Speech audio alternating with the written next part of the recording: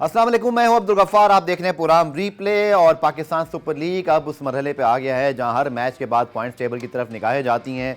और कल हमने देखा कि कराची और इस्लामाबाद का बड़ा सनसनीखेज मैच, और इस्लामाबाद ने एक बहुत इंपॉर्टेंट मैच जीतकर अपने बहुत दो कीमती पॉइंट हासिल कर लिए, 150 पे 7 बनाए। और मैं तो पूरे मैच में ही सोचता था कि पिच कौन सी वाली, 200 वाली है कि 150 वाली है। लेकिन फिर ऐसा ही लगा जैसे कोई बहुत अच्छी बैटिंग विकेट नहीं थी। लेकिन कैरन पोलार्ड हमेशा की तरह अकेले लड़ते हुए दिखाई दिए, और खासतौर पर मुझे लगता है शुएब मलिक की विकेट बहुत ही गलत वक्त पर गिरी और 150 never going to be enough. उसके बावजूद अच्छी फाइट की मैं समझता हूँ कराची के बॉलर्स ने, और मैच आखिर तक उन्होंने बनाने की कोशिश की। लेकिन शादाब खान के 34, सलमान अली के जो 33 रन की अर्ली पार्टनरशिप थी, उसने डेफिसिट बहुत कम कर दिया और बहुत ज़्यादा रन नहीं थे। मीर हमजा अगेन इंप्रेसिव, हालांकि ये विकेटें शायद उन्हें इतनी ज़्यादा सूट नहीं करती, लेकिन उसके बावजूद बहुत डिसिप्लिन बॉलिंग करते हैं और बैट्समैनों को अच्छी गेंदों पर आउट करते हैं, जैसे कि कॉट बिहाइंड और इसी तरह जो LBWs हैं। तो बहुत बड़ी कामयाबी इस्लामाबाद की। जिसके बाद पॉइंट्स टेबल की तरफ हम आते हैं जी। अब पॉइंट्स टेबल बहुत इंटरेस्टिंग हो गया है, चूँकि इस्लामाबाद के जनाब डायरेक्ट फ्लाइट जी, उन्होंने वो कहते हैं ना डायरेक्ट फ्लाइट ली, कहीं से होके नहीं गए, चौथे से सीधा दूसरे पे चले गए हैं और 9 पॉइंट के साथ इस वो दूसरे नंबर पर हैं। कोयटा के भी 9 पॉइंट्स हैं, पेशावर के 9 पॉइंट्स हैं, कराची कहीं पीछे रह गया है। लेकिन अच्छी से बात उनके लिए ये है कि अभी उनके 2 मैचेस बाकी हैं। अब उनको उम्मीद ये करनी है कि जैसे पेशावर कोयटा का जो मैच है, इसमें अब पेशावर और कोयटा में से जो टीम आज हारे वो कराची के लिए बाकी सब मैचेस भी हारे, तो तभी इनके चांसेस बन सकते हैं। वरना अगर पेशावर कोयटा ने अपने अगले मैचेस एक एक भी जीत लिए तो मुझे फिर लगता है कि इनका काम खत्म, क्योंकि 9 पॉइंट्स हैं, 11-11 हो जाएंगे और कराची 10 पे ही रह जाएगा। तो सिचुएशन बड़ी इंटरेस्टिंग है। आज बहुत अच्छा मैच होने वाला है पेशावर कोयटा का, क्योंकि हमेशा बहुत तगड़े मैचेस होते हैं और बहुत क्लोज मैचेस भी होते हैं। जनाब बाबर आजम और रायली रोसो, और यकीन तौर पर एक अच्छा मैच हमारा मुंतज़िर है। और पिंडी में हमेशा की तरह एक अच्छा क्राउड भी हम देखने को मिलेगा। रोज़ की तरह जनाब पूरे PSL के मैचेस से बात करने के लिए मेरे साथ मौजूद हैं पाकिस्तान के farmer international cricketer Ghulam Ali साहब। लेकिन पहले जल्दी से आपको दिखाते हैं रीप्ले हेडलाइन। तो जनाब आपने देखी रीप्ले हेडलाइन, सब चलते हैं सीधा गुल्लू भाई की तरफ। अगेन सर कराची ने उस तरह की क्रिकेट नहीं खेली और मुझे लगता है काम आसान कर दिया इस्लामाबाद का, बिकॉज इतने क्रूशल मैच पे आपको बस ये याद रखना होता है कि प्रेशर हम पर है तो दूसरों पर भी है। यानी इस्लामाबाद पे बहुत प्रेशर था। कल का अगर वो मैच हारते तो इस वक्त उनके लिए भी टूर्नामेंट ऑन द लाइन होता, बट कराची ने ना तो वो स्पिरिट दिखाई। शुएब मलिक का अगर आप शॉट चेक करें, इवन पोलार्ड भी जिस तरह थोड़ा सा अर्ली कर गए, मुझे लगता है कि वो भी हवा में गेंद कितनी दफ़ा अगर गेंद हवा में गई, दफ़ा शादाब से क्या छूटा भी। आई थिंक कराची के फैंस मायूस हुए होंगे इस परफॉर्मेंस पर कि शायद इससे बेहतर आप फाइट कर सकते थे जब हम मस्ट विन। एक होता है जी लाहौर की तरह बाहर हो गए हों, कुछ नहीं बचा, बट इस मैच में आप जीत सकते थे सर। मुझे ना मज़ा नहीं आया कराची की वो फाइटिंग स्पिरिट का। कई चीज़ें नोटेबल थी कल के मैच में कराची के लिए, जहाँ पे पहले बैटिंग करते हुए कराची को ये देखना था कि कंडीशन इतनी आसान नहीं थी बैटिंग के लिए। जी जी, स्पिनर का बॉल थोड़ा ग्रिप के साथ ब्रेक हो रहा था, फास्ट बॉलर को थोड़ा सा बाउंस मिल रहा था पिच पे, सही, और थोड़ा सा जो कि मैनेजेबल इतना इजी नहीं था। तो वहाँ पे कराची किंग के जो एक्सपीरियंस बैटर हैं उनको अगर एक टारगेट सेट करते, रिवाइज टारगेट, नॉट 200 जी, वहाँ पे 160 170 ऑड अगर रन टारगेट करते डेफिनेटली वहाँ पे 180 तक जा सकते थे। ठीक, जहाँ शुएब मलिक का रोल बहुत इंपॉर्टेंट था, शान मसूद का रोल बहुत इंपॉर्टेंट था। इसी तरह टीम सैफर्ड जो है वो तो पावर हिटर है, पोलार्ड पावर हिटर है, लेकिन जो बीच में होल्ड करने वाले, इनिंग को बिल्ड करने वाले प्लेयर हैं, उनका रोल कल बहुत इंपॉर्टेंट था और वो सारे प्लेयर कल फेलियर है। जेम्स विन ने काफ़ी कोशिश की लंबा लेके जाने की, लेकिन सपोर्ट में एक ही में आपने सही कहा कि पोलार्ड जल्दी कर गए, शुएब मलिक जल्दी कर गए, शान मसूद से जल्दी हो गई। तो ये वो कैरेक्टर थे जो कराची किंग को एक अच्छा टोटल ले सकते थे। फिर हमने पिच को देखते हुए एक फास्ट बॉलर इनके पास कम खेला कराची किंग्स के पास। अगर आप देखें तो वहाँ नवाज से उनको जो इतने अच्छे फॉर्म में नहीं है, उनसे वो बॉलिंग नहीं हो सकी एक मतलब। फिर यहाँ आमिर इनके पास एक अच्छा यंग टैलेंट बैठा हुआ था सही, जो कि खेल सकते थे, तो बॉलिंग कॉम्बिनेशन भी इनका वो नहीं बना। ऑल्दो कि मीर हमजा ने कंडीशन का कल बड़ा फ़ायदा उठाया और 3 विकेट ली, उन्होंने अच्छी बॉलिंग की, सही। लेकिन सपोर्ट इतनी अच्छी नहीं मिली। मुजर अब्बानी अनलकी रहे, उनको विकेट नहीं मिली। तो और गुलाम भाई how crucial was that half chance, वो जो एक कैच कीपर के पास गया, बहुत मुश्किल था, बट लेकिन कभी कभी बड़े टूर्नामेंट में बड़ी कामयाबी के लिए एक हाफ चांस पकड़ना पड़ता है। मुझे लगता है कि that was a very very big turning point of the match. देखिए लो स्कोरिंग मैच में आपको कैचिंग बहुत इंपॉर्टेंट हो जाती है। मेरे ख्याल में कैचेबल था, आपकी क्या राय है? हाँ जी बिल्कुल, थोड़ा सा अगर थोड़ा डाइव की जंप सही होती, हाँ तो वो थोड़ा लेट हो गए थे। सम टाइम रात में ये चीज़ें होती हैं, अगर निक होता है ना तो सम टाइम ऐसा होता है कि जब आपको गेंद थोड़ा सा लेट पिक होता है, रिफ्लेक्शन टाइम, हाँ, तो डे टाइम जो नेचुरल लाइट होती है उसकी बात कुछ और होती है। सही। तो ये समटाइम हम मार्जिन दे सकते हैं इस तरह के कैचेज में, लेकिन ऐसे कैचेज आपको मैच की तरफ ले जाते हैं। चलें जी, ब्रेक लेते हैं, ब्रेक से जब वापस आएंगे तो फिर मजीद बात करते हैं, हमारे साथ जुड़े रहिएगा। तो जरा बात करें पाकिस्तान सुपर लीग के हवाले से, और कल का मैच बहुत इंटरेस्टिंग था। गुलाम भाई की तरफ में आता हूँ। गुलाम भाई, ये बताइएगा कि जो कराची की बॉलिंग थी, आई थिंक एक तो थोड़ा अनफेयर उनके बॉलर के साथ ये हुआ कल के मैच में कि इतने ज़्यादा रन नहीं थे उनके पास, बस उसके बावजूद कहीं ना कहीं इस्लामाबाद भी विकटें देता रहा। कहीं मुझे खासतौर पर मीर हमजा की बॉलिंग ने बड़ा इंप्रेस किया कि वो अपनी लाइन लेंथ नहीं छोड़ते, और आप देखें ना 41 रन दे के 3 विकटें, तो उन्होंने अपनी टीम के लिए मैच बनाने की कोशिश की। और शायद फ़हीम अशरफ जिस वक्त आए थे वो एक बहुत बुरा उनको बॉल पड़ गया, जिस पर छक्का मार दिया, वो छक्का भी बड़ा इंपॉर्टेंट था, वरना मैच थोड़ा सा फंसता जा रहा था। सो क्या आप ओवरऑल समअप करेंगे, कराची में क्या कल ओवरऑल कमी रही? रन्स भी कम किए और शायद बॉलिंग को मुझे लगता है शायद इतना मुर्दे दाम नहीं ठहरा सकते कल। देखिए, हसन अली और मुजर रब्बानी और मीर हमजा, जी हाँ, इनका कल बहुत रोल था। लेकिन अगर मुजर रब्बानी को देखें और हसन अली को देखें तो दोनों की शेयरिंग में 1 विकेट है मुजर रब्बानी। हालांकि तंग बहुत किया मुजर रब्बानी ने, बहुत तंग किया और लकी रहे। लेकिन इस्लामाबाद, जैसे मैंने कहा कि बहुत डीपली इनकी जो है, अगर मैं बैटिंग कहूँ कि काफ़ी डीप तक इनकी बैटिंग है, तो वहाँ पे 5 विकेटें गिरने के बाद फिर जिस तरह हैदर अली और फ़हीम अशरफ ने रोल प्ले किया, थोड़ा सा अगर एक्सपीरियंस नहीं होते तो हो सकता था ये मैच स्लिप हो जाता उनके हाथ से। बिल्कुल, लेकिन बड़ी जिम्मेदारी से खेले। हैदर अली जिन पे रीवर्क हो रहा है, मैं वर्ड यूज़ कर रहा हूँ कि उनको दोबारा से इस्लामाबाद की मैनेजमेंट चाह रही है कि हैदर अली वही प्रोडक्ट बने जो पहले थे। और अच्छी बात है हमारी क्रिकेट के लिए, बिकॉज़ उनको बड़ा हाई रेट किया जाता था। और इसी तरह फ़हीम अशरफ का फॉर्म में आना, बॉलिंग कल फ़हीम अशरफ ने बहुत की, और बैटिंग में तो ओवरऑल इस्लामाबाद की टीम सेटल होती जा रही है। ऑल्दो कि उनके पॉइंट्स कल कम थे, बड़ा क्रूशियल मैच था। बिल्कुल, लेकिन मैंने आपसे कभी एक मैच टूर्नामेंट को बनाता है या बिगाड़ता है, कल उन्होंने अपने मैच बना लिया। आपसे मैंने कहा था कि कल क्रूशियल मैच है, अगर कंडीशन मुश्किल होंगी तो इस्लामाबाद को एडवांटेज होगा। सारी प्रेडिक्शन गलत साबित हो रही है, कोई बात नहीं। तो कल इस्लामाबाद ने वाकई इस मैच को बहुत जो है संभाल लिया, और आपको मार्जिन नहीं दिया कराची को। अगर शादाब देखें, शादाब ने कल सिर्फ 2 ओवर किए हैं, उन्होंने पेसर पे ज्यादा रिलाई किया, कंडीशन ऐसी थी। इमाद ने अच्छी बॉलिंग की, इमाद का उमन गेंद ब्रेक नहीं होता है, लेकिन कल ग्रिप के साथ इमाद का ब्रेक हुआ तो इमाद ने पूरे 4 ओवर किए कल। तो ये चीज़ें टाइम टू सिचुएशन जो है वो हैंडल अच्छा किया शादाब ने, कि रोल बढ़ा दिया, इमाद का अपना रोल कम कर लिया। इसी तरह बैटिंग में हम देखें तो जो नीचे के रोल थे वो हैदर अली ने बड़े अच्छे तरीके से फुलफिल किए, फ़हीम अशरफ ने, इमाद ने भी आना था, तो बैटिंग इनके पास थी। अच्छा, कराची की और इस्लामाबाद की बैटिंग में बड़ा बुनियादी फर्क ये दिखाई दिया, जो आपने बिल्कुल सही निशानदेही की कि डेप्थ की, और डेप्थ बहुत ज़्यादा है इस्लामाबाद की बैटिंग की, इसलिए जब भी वो रन चेस पर आते हैं तो लगता है कि खतरनाक के बाद एक खतरनाक खिलाड़ी, लेकिन जो सबसे खतरनाक खिलाड़ी इस वक्त बने हुए हैं, जिनसे वाकई टीमें डर रही हैं, आजम खान हमारे साथ मौजूद हैं। कमाल की बैटिंग कर रहे हैं इस पूरे टूर्नामेंट में, और वाकई हमारे उन प्लेयर्स में ऐसे हैं, मेरे ख्याल में इफ्तिखार अहमद और आजम खान, जिनसे वाकई बॉलर सब डरने लगे हैं। बहुत शुक्रिया आजम ज्वाइन करने के लिए। सबसे पहले तो मुबारकबाद। आई थिंक कल बहुत इंपॉर्टेंट मैच था आजम इस टूर्नामेंट के कॉन्टेक्स्ट में, और जब आप लोग कल मैच जीते होंगे तो नर्व्स काम डाउन हुई होंगी, और डेफिनेटली इस मैच के बाद Islamabad United in a very good position now. जी अस्सलाम गफ्फार भाई जी, काफ़ी एक अच्छी बन थी हमारे लिए, और काफ़ी मज़ा आया कि आपको पता जब ऐसी टेंस सिचुएशन होती हैं और टीम उस टाइम पे जब मोमेंटम पकड़ती है, I think it's good for the team. और टूर्नामेंट काफ़ी ओपन हो गया अभी, तो काफ़ी खुशी है कि अच्छी पोजीशन में, तो कोशिश करेंगे अगला मैच जीत के भी कोशिश करेंगे कि टॉप 2 में फिनिश हो।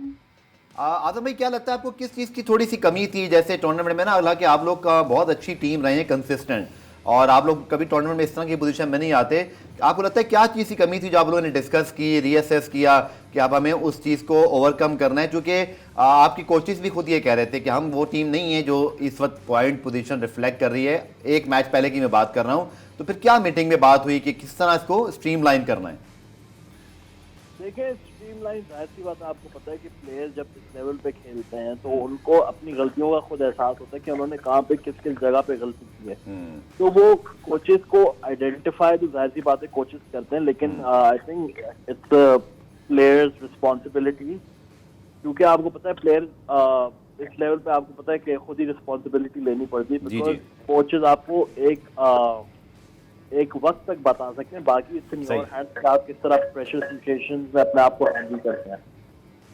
बाकी अगर आप देखें तो अगर हम जो भी मैचेस हारे हैं तो हम काफी क्लोज गेम्स हारे हैं। हमारा ऐसा नहीं रहा कि हम बिल्कुल ही मतलब एक गेम हमारा जो था जो कि लाहौर कलंदर के अगेंस्ट था वो थोड़ा मुझे लगा कि हमारा मिसहैप हुआ है, लेकिन अदरवाइज अगर आप देखें तो हमने काफी अच्छी क्रिकेट खेली है पूरे टूर्नामेंट के अंदर।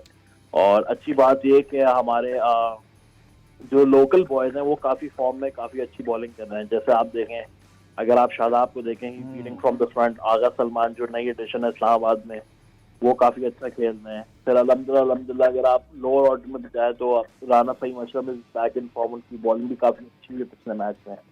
तो यही चीजें होती हैं जहाँ पे टीम को उठना पड़ता है और कोशिश यही करेंगे कि आगे अच्छा खेलें और टीम को की तरफ लेके जाएं। अच्छा आदम, ये बताएं कि जैसे मैंने कहा कि आप और इफ्तिखार अहमद दो ऐसे प्लेयर माशाल्लाह बन गए हैं पीएसएल में कि लोग अब जब आप आते हैं तो लोगों की एक्सपेक्टेशंस भी होती हैं, कुछ भी आप दोनों कर सकते हैं। आदम, इस चीज़ को अब आपने फील किया है कि वो जो डर बिठाना होता है वो आप फाइनली कामयाब हुए हैं। अब आप जो फैंस हैं वो भी आपको जो है ना बहुत ज़्यादा पसंद करते हैं कि जी ये कुछ भी कर सकते हैं, छक्के लगाएंगे, चौके लगाएंगे। तो वो थोड़ा सा आपने भी चीज़ को आपने फील किया है कि वो जो इतने सालों में आप अपना रेपुटेशन बनाते हैं कि मैं मैच विनर हूँ और फाइनली वो चीज़ आप दूसरी टीमों को जज कर रहे हो, जी उनका कप्तान बॉलर परेशान है, इसको इस डेवलपमेंट को फील करते हैं आप? देखिए डेवलपमेंट आपको पता है ईयर बाय ईयर आती रहती है प्लेयर के अंदर और जाहिर सी बात है अभी भी हम सारे सीखने के फेज में। स्पेशली मैं अपनी बात करूंगा तो मैं अभी भी I think I am still 25 माशाल्लाह और अभी भी आपको पता है काफी क्रिकेट खेलनी है इंशाल्लाह आगे। तो क्रिकेट एक ऐसा गेम है कि जिसमें आप सीखते रहते हैं। तो ऐसी सिचुएशंस जब भी आती हैं तो उसमें बेहतर ये होता है जो अपनी नर्व्स पे काबू कर ले और प्रेशर को सही तरह सोक इन कर ले तो वो आगे जाके फिर मैचेस जिताता है और मैच विनर बनता है। तो अगर आप इसकी भाई की जैसे बात करें माशाल्लाह जिस तरह वो इस टूर्नामेंट में खेल रहे हैं मुझे काफी मजा आ रहा है और मुझे काफी खुशी हो रही है कि जिस तरह वो खेल रहे हैं। और मेरी एक आध इनिंग ऐसी लगी जिसमें मुझे काफी मजा आया था। और जाहिर सी बात है क्योंकि मिडिल ऑर्डर आपको पता है कि एक ऐसा नंबर है कि जिसमें आपको ना इम्पैक्ट डालना बहुत जरूरी होता है बिल्कुल। तो दूसरी टीम के ऊपर इम्पैक्ट डालने में यही होता है कि आप टीम के बेहतरीन बॉलर्स को जब डोमिनेट करते हैं तब दूसरी टीम के ऊपर इम्पैक्ट अच्छा जाता है और फिर आप स्कोर भी अच्छा करते हैं, आपको खुद भी कॉन्फिडेंट फील होता है। देखिए आपने सवाल का जवाब नहीं दिया, वो डर डाला है आपने बॉलर के ऊपर, वो फील हो रहा है बॉलर डर रहे हैं ना, वो आपको लग रहा है कि नहीं लग रहा है? बॉलर्स जाहिर सी बात है जब अच्छी फॉर्म होती है तो बैट्समैन का अच्छा दिन चल रहा होता है तो जाहिर सी बात है बैट्समैन रन करते हैं और बॉलर्स जाहिर सी बात है बॉलर्स का दिन अच्छा हो और फिर अच्छा मुकाबला होता है तो उसमें काफी मजा आता है, हेल्दी कंपटीशन होता है। तो डर बिठाना नहीं, बेसिकली मेन यही करना है कि डोमिनेट करना है। डर तो बिठा देंगे लेकिन डर बिठाने के बाद अगर आप आउट हो गए तो उसका फायदा नहीं ना। आजम, अस्सलाम वालेकुम, गुलाम अली। सर कैसे हैं आप? ठीक है, ठीक ठाक। आजम देखो तुम बैटिंग से तो एंटरटेनमेंट करते हो लेकिन एक और चीज़ है जिससे तुम एंटरटेन करते हो लोगों को, वो काफ़ी दिनों से हमने देखा नहीं है। जो गिटार के साथ कोई गाना वगैरह जो तुम्हारा वो आ जाता था वो इस दफ़ा देखने को नहीं मिल रहा, क्या बात है? कोई ज़्यादा प्रेशर है? गिटार घर बुलाए लगता आजम। आपने रिक्वेस्ट कर दी तो आज आ जाएगा। अच्छा जी, गिटार साथ ही आजम आपके? जी बिल्कुल साथ ही होता है, इसके बगैर तो अभी गुजारा नहीं है क्योंकि आपको पता है ये बजाता हूँ तो फिर थोड़ा नर्व पे काबू हो जाता है। गुड। अच्छा आजम, इस दफ़ा इस्लामाबाद के हेड कोच हैं, नए आए हैं, ठीक है ना? शेन वॉटसन नहीं सॉरी माइक हैसन, माफ कीजिएगा, पुरानी टीम याद आ गई। तो क्या उनसे क्या एक डिफरेंट चीज़ें आप लोगों के लिए आ रही हैं जो हमारे नौजवानों को जिससे फ़ायदा हो? सर नौजवानों को फायदा इस चीज़ का है क्योंकि देखें एक बहुत ही माशाल्लाह से आपको पता है इस फील्ड में लाइक ही वाज 24 जब वो एक पहली टीम के हेड कोच बने थे। तो आई थिंक कोचिंग का उन्हें काफी एक्सपीरियंस है और मतलब जिस तरह वो बताते रहे हैं कि इस लेवल पे अगर आप आए हैं तो it mean there is something in you, कि आप में कोई बात है तभी आप इस लेवल पे पहुंचे हैं। और इस लेवल पे जो मैंने चीज सीखी है मतलब इसमें माइंड टैक्टिकल गेम ज्यादा होते हैं बनिस्बत टेक्निक, जाहिर सी बात है मैटर करती है बट मेंटली जो टफ होता है इस स्टेज पे वो आगे निकलता है। और यही चीज हमें यहाँ पे सिखाई जाती है। माइक ने काफी हेल्प आउट की, काफी प्लेयर्स की यहाँ पे, क्योंकि हमारे कुछ प्लेयर पे टैग लगा हुआ था कि ये सिर्फ 2-3 ओवर के प्लेयर है, लेकिन अगर आप देखें तो जिस तरह हमारी टीम ने माशाल्लाह से बैटिंग की है सीजन में और 1-2 मैच हमारे थोड़े बुरे गए, लेकिन अगर आप देखें जैसे आगा सलमान है उन पे ये लेबल था कि ये सिर्फ वनडे और टेस्ट के प्लेयर हैं, लेकिन नहीं अगर आप उनको देखें तो T20 में अपना गेम काफी इम्प्रूव किया है।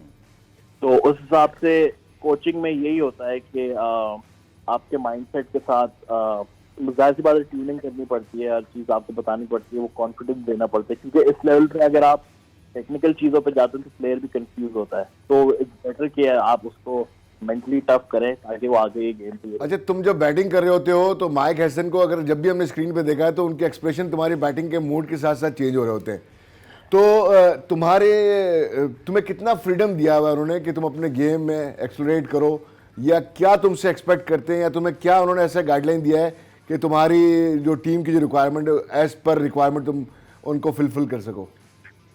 देखिए, as a team requirement sir, अभी तक माशाल्लाह जितनी मैं क्रिकेट खेला हूँ वो यही है कि अटैकिंग जोन में रहूँ और टीम्स को डोमिनेट करने की कोशिश करूँ, क्योंकि वो अगर आप जब सेट होते हैं क्रीज पे और 2-3 ओवर आप अच्छे खेलते हैं 12-12, 13-13, 15-15 रन के, तो जाहिर सी बात है दूसरी टीम अंडर प्रेशर हो जाती है।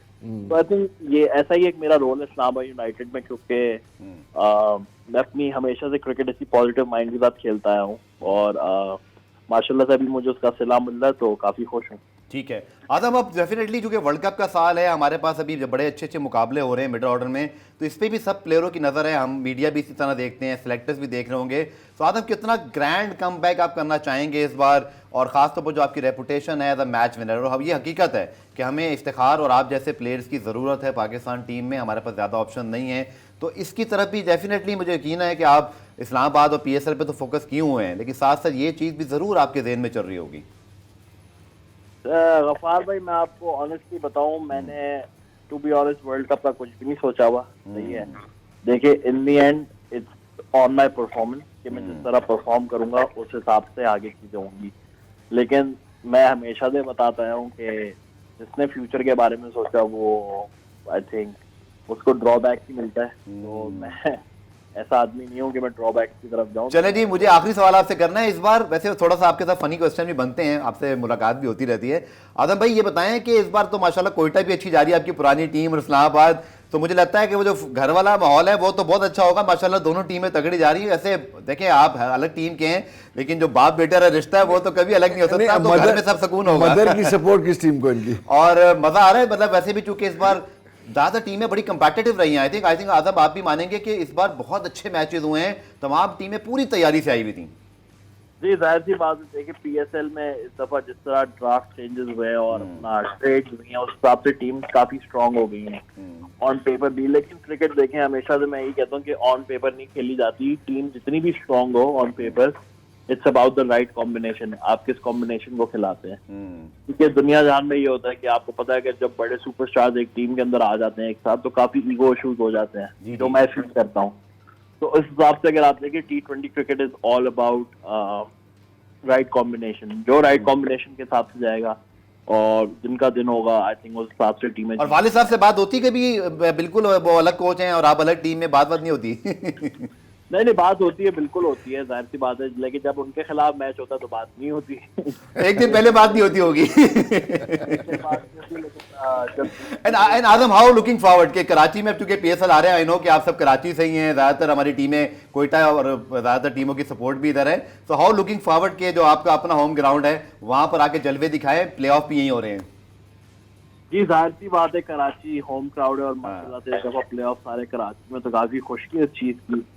लेकिन अभी जाहिर सी बात है, प्ले ऑफ की तो बाद में सोचेंगे, पहले तो अगली मैच की सोचें कि इंशाल्लाह जीते और इंशाल्लाह टेबल सेकंड पे कोशिश करेंगे कि फिनिश करें। सही, बाकी इंशाल्लाह जो आगे अल्लाह को मंजूर हो, और हमारी तो बस कोशिश है कि इंशाल्लाह इस दफा PSL के फाइनल तक जाए इंशाल्लाह। चलें, बहुत बहुत शुक्रिया। और गुलाम भाई और मैं आपकी वीडियो का भी इंतजार करेंगे, कल इंशाल्लाह रिप्ले में चलाएंगे। बहुत बहुत शुक्रिया, all the best for the PSL। में ब्रेक शामिल करते हैं, ब्रेक से जब वापस आएंगे तो फिर आज के मैच में बात करेंगे। पेशावर कोयटा भी बड़ा इंपॉर्टेंट मैच है for the playoff race. मिलते हैं शॉर्ट कमर्शियल ब्रेक के बाद।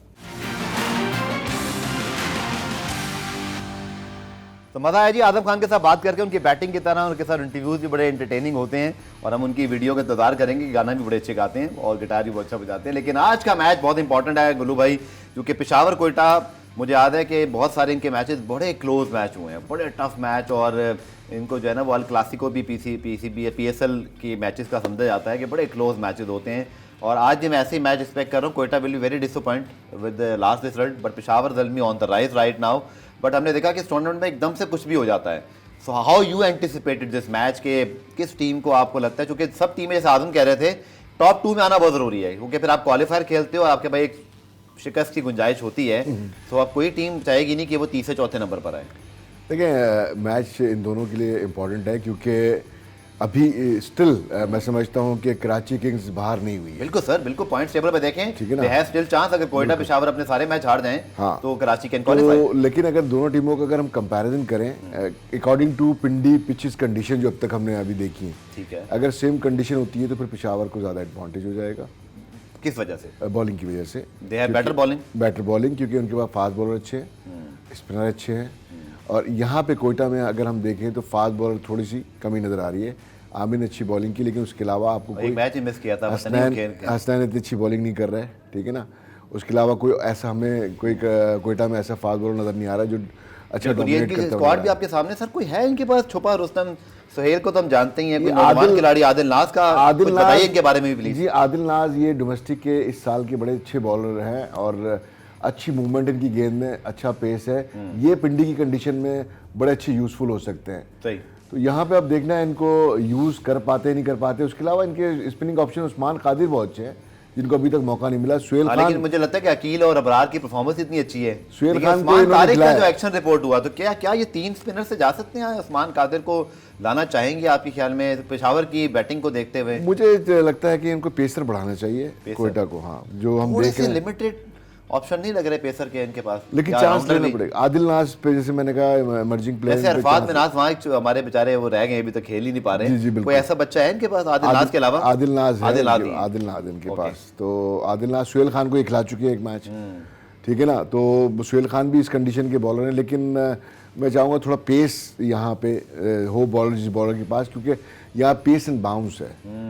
तो इस तरह का कोई बॉलर जो आदिल नाज इनको शूट कर रहा है, मैं समझता हूँ कि आमिर के साथ अगर वो खेलते हैं और हसनैन को थोड़ा सा बेहतर गाइडेंस के साथ यूज़ किया जाए तो ये इनके पास बॉलिंग ऑप्शन हो सकते हैं। लेकिन बात वही है कि कोयटा ज़्यादातर स्पिनर पे डिपेंड करती है, वो इसलिए कि उनका शोभा दूसरा वीक दिखाई दे रहा है, वो इतनी ज़्यादा उनके पास। और दूसरा मैं आपसे ज़रूर पूछना चाहूँगा, आप बड़े अरसे से कोचिंग कर रहे हैं, हसनैन की डेवलपमेंट, बीच में इंजर्ड हुए, एक्शन भी रीमॉडल हुआ, लेकिन 150 का बॉलर कभी इग्नोर नहीं किया जा सकता, बट कहीं आके ठहर गए हैं लगता है उनका कैरियर। अब एकदम से वो पाकिस्तान की रैंकिंग में भी नहीं आ रहे, हालांकि खेले और विकेटें भी लिए, मुझे याद है 5 भी शायद उन्होंने इंटरनेशनल में लिया हुआ है। क्या करना है उनको? कोई मॉडल जो उनका रीमॉडल हुआ एक्शन, उसके बाद क्या कोई इफेक्टिवनेस कम हुई है, थोड़ा सा इंजरी इशू हुआ है, कंसिस्टेंट ज़्यादा नहीं खेले हैं, आप इस वक्त उनको कहाँ रेट करेंगे? क्या गलत हो रहा है? थोड़े से हसनैन जो है वो नाला भी रहते हैं, क्योंकि पाकिस्तान टीम में बहुत अरसे वो रहे लेकिन उनको मैचेस नहीं मिले। इन और बहुत कम खेले हैं। हाँ, दूसरी बात ये है कि देखें प्लेयर को अपने बारे में पता हो, या जो उनका जो मेंटोर है या कोचिंग स्टाफ है जो उसके साथ रेगुलर काम कर रहा है, उसके बारे में उसको सही इन्फॉर्मेशन हो। मिसिंग क्या नज़र आ रही है आपको? मिसिंग माइंडसेट है ना, और दूसरा ये क्या है मैं बिलोंग करता हूँ उस लेवल पे कि नहीं करता हूँ। दूसरा ये है कि ये 150 से प्लस से स्टार्ट हुए थे, बिल्कुल, अब इनकी पेस भी नीचे आ गई है। अगर आपको याद हो, पीएसएल में शायद इतनी ज़्यादा नहीं है, याद हो इनका डेब्यू बहुत अच्छा हुआ था कि यूएई में अगेंस्ट ऑस्ट्रेलिया, ऑस्ट्रेलियन बैट्समैनों को उन्होंने थ्रेट किया था। बिल्कुल। तो ऐसा जब बॉलर ज़ाया होता है तो यकीनन ये पाकिस्तान का बड़ा नुकसान होता है। पाकिस्तान में बहुत सारे ऐसे बॉलर हमारे ज़ाया हुए हैं जो कि बहुत अच्छे थे, आए जब बहुत अच्छा शो किया उन्होंने, और सडनली हमने देखा कि वो डिक्लाइन की तरफ चले गए। तो डेफिनेटली इसमें प्लेयर का भी कसूर होता है, और थोड़ा सा कि हर प्लेयर की जो एक ट्रेनिंग होती है, बॉलिंग और फिटनेस ट्रेनिंग, वो डिफरेंट होती है। इसको अंडरस्टैंड अगर आप नहीं करते तो आपकी जो है फिटनेस आपकी ख़राब होती है, आपका बॉलिंग। चलिए आखिर में फिर आकिब जावेद की भी बात करनी है, क्योंकि उन्होंने कराची मीडिया से बात की, कुछ पतंगे भी लाहौर बड़े उड़ा रहे थे, अच्छा पसंद याद आ गई शायद उनको। लेकिन सर पेशावर क्या सोच रहा होगा, बिकॉज वो समझ रहे होंगे कि वो इस्टेब्लिश टीम है इस वक्त, उनकी पॉइंट्स चूँकि आप पॉइंट बड़ी जालिम चीज़ है जी, आपके पॉइंट बराबर है तो आप फिर आप टीम वही है जो दूसरी टीम है। हालांकि पेशावर थोड़ा सा अब बेहतर मोमेंटम में दिखाई दे रही है, बट कहाँ वो चाहेंगे बेहतरी हो जाए। और दूसरा, क्या दोनों स्पिनर के साथ जा सकते हैं? चूँकि हमने देखा कि जो दोनों डेब्यूज हुए हैं वो बड़े शानदार हुए हैं, बड़े धमाका खेज किस्म के डेब्यू, 4 विकेटें ले गए जी, वो जिनका ये अपना आरिफ याकूब साहब, और फिर उसके बाद मेहरान मुमताज़ का बड़ा इंप्रेसिव डेब्यू, तो क्या दोनों ले सकते हैं? नहीं, कंडीशन के हिसाब से मैं समझता हूँ एक स्पिनर और इनके पास जो ऑप्शन है स्पिनर्स के, ओके, जो ऑलराउंडर हैं, ठीक है, उनके साथ जाना चाहिए, क्योंकि यहाँ पे पेस एंड बाउंस नजर आ रहा है। स्पिनर को किसी भी ओवर में जो है अगर बड़ी हिट लग गई तो सारा जो लो स्कोरिंग मैच में जो रिकवरी फिर बड़ी मुश्किल हो जाती है। ठीक है, तो मैं समझता हूँ कि मेहरान मुमताज़ के साथ जाएं, ऑलराउंडर स्पिनर के साथ जाएं, और पेसर जो ऑप्शन है इनके पास उनके साथ जाएं तो ज़्यादा बेहतर होगा, क्योंकि यहाँ पे देखना ये कि इस पिच पे बाबर आजम और साइम अयूब की पार्टनरशिप का बहुत अहम रोल है। इसी तरह कोयटा के टॉप ऑर्डर अगर परफॉर्म करेंगे को हम डिस्कस करते हैं ब्रेक से आगे, जो कि थोड़ा रन्स का ग्राफ नीचे आता जा रहा है, जैसे जैसे पिंडी मैचेस हो रहे हैं, लग रहा है पिच और शायद जो बिहेवियर है वो तब्दील हो रहा है, रन्स भी कम बन रहे हैं। तो फिर आज की पिच पे क्या हम रन जो है वो मैच विनिंग होंगे, टीमों की क्या हिकमत अमली होनी चाहिए, डिस्कस करते हैं शॉर्ट कमर्शियल ब्रेक के बाद।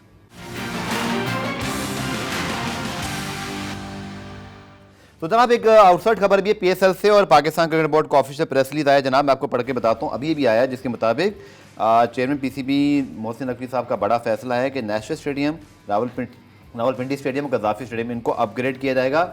ये खबरें पहले मौजूद थी लेकिन अब पीसीबी ने ऑफिशियली दी है, इसलिए मैं आपको खास तौर पर बता रहा हूँ, और इसके लिए अपग्रेडेशन का प्लान तलब कर लिया गया है। तीनों स्टेडियम की जो अपग्रेडेशन है वो भी चैंपियंस ट्रॉफी से पहले की जाएगी। Now that is very important, और इसमें 3 रोज़ के अंदर जो है वो हतमी प्लान पहले गद्दाफी का मांगा गया है, इसके बाद फिर नेशनल स्टेडियम और रावलपिंडी का भी, और सहूलतों को बेहतर बनाया जाएगा, और इसके साथ साथ जो बाकी चीज़ें भी हैं। तो इस पर बात करते हैं गुलाम मुर्तज़ा से। गुलाम मुर्तज़ा, टाइम बहुत कम था, हम सब यही कह रहे थे कि हमारे स्टेडियम बहुत पीछे रह गए हैं। खासतौर पर मुझे कहने दीजिए, किसी को बुरा भी लगता है कि जब भारत में वर्ल्ड कप हो रहा था तो उनके स्टेडियम और हमारे स्टेडियम कहाँ। सो आई होप कि मोहसिन नकवी साहब जब ये अपग्रेडेशन कर रहे हो तो उसमें एक वाज़े हमें जो है वो तब्दीली दिखाई दे, और क्या आपको लगता है कि ये काम वक्त के अंदर भी मुकम्मल हो पाएगा? जी, उम्मीद है कि तमाम स्टेडियम की रेनोवेशन चैंपियन ट्रॉफी से पहले मुकम्मल हो जाएगी, और जो रेनोवेशन होती है उनमें जो शायकीन को बेहतर सहूलियत फराहम की जाएगी, नशिस्तों का इजाफा किया जाएगा, बॉक्सेस में सहूलियत और उनमें अपग्रेडेशन की जाएगी, और तमाम ऐसी सहूलियत मुहैया की जाएंगी जो इंटरनेशनल मयार के मुताबिक हो। तो मोहसिन नकवी की जानिब से बाकायदा तौर पे एक इजलास बुलाया गया जिसमें नेस्पाक भी शामिल थे, दीगर पाकिस्तान क्रिकेट बोर्ड के जो ओहदेदारान थे वो भी इसमें शामिल थे, और कहा गया कि 3 दिन के अंदर अंदर तमाम जो प्लान्स हैं वो मुहैया किया जाए, उसके बाद जो काम का आगाज हो जाएगा। न्यूजीलैंड सीरीज जो होनी है उसके बाद लाहौर में जो गद्दाफी स्टेडियम है उसकी रेनोवेशन का काम भी शुरू हो जाएगा। रावलपिंडी और कराची का इसी तरह मरहलावार काम किया और आई होप कि अब हमें आइंदा किसी सीरीज में शादी वाली कुर्सियां दिखाई ना दें। जी, उम्मीद कर रहे हैं कि शादी वाली कुर्सियां जो रावलपिंडी में या कराची अब तो शादी पे भी होनी होती है, उससे अच्छी आ गई हैं। बिल्कुल, आपने सही कहा कि वो शादी वाली कुर्सियों से शायकीन भी तंग आ चुके थे, और पाकिस्तान क्रिकेट बोर्ड की जानिब से भी ये इकदाम। गुलाम मुर्तज़ा, एक क्विकली, जो कि हमारे टाइम कम है, हमें कैपेसिटी भी बढ़ानी है, क्योंकि इस साल जो खासकर पिंडी और लाहौर में हमें जो रिस्पांस आया है, कराची का मुझे नहीं पता भी उनके मैचेस शुरू होने हैं, लोगों की डिमांड बहुत ज्यादा है और टिकट बहुत कम पड़ रहे हैं, हमें इसकी तरफ भी तवज्जो देनी है। जी, लाहौर रावलपिंडी का हमेशा से हाउसफुल रहता है। लाहौर में जो कैपेसिटी है वो ठीक है, 27,000 है, लेकिन उसकी भी जो डबल स्टोरी के हवाले से चेयरमैन पीसीबी मोहसिन नकवी की जानिब से हदायत जारी की गई है, तो गद्दाफी स्टेडियम को डबल स्टोरी बनाया जाएगा और नशिस्तों में इजाफा किया जाएगा। बहुत बहुत शुक्रिया आपका गुलाम मुर्तज़ा, आपसे रहेंगे इंशाल्लाह बात करते रहेंगे। सर, आपकी डिमांड है कराची से, अभी ठंडा ही माहौल चल रहा है? नहीं, काफी डिमांड है और बढ़ देनी चाहिए कैपेसिटी कराची की स्पेशली। चलें आज के मैच की प्रेडिक्शन क्विकली आपसे, पेशावर कोयटा। पेशावर को थोड़ा सा फेवरेट करार दूंगा मैं। चलें, पेशावर ही मुझे इस वक्त स्ट्रॉन्ग लग रहा है, लेकिन कोयटा के पास भी अच्छा मौका है, डेफिनेटली देखें क्या होता है। बहरहाल बहुत शुक्रिया आपका, इंशाल्लाह कल रिप्ले में आपसे दोबारा मुलाकात होगी, तब तक के लिए अल्लाह हाफिज़।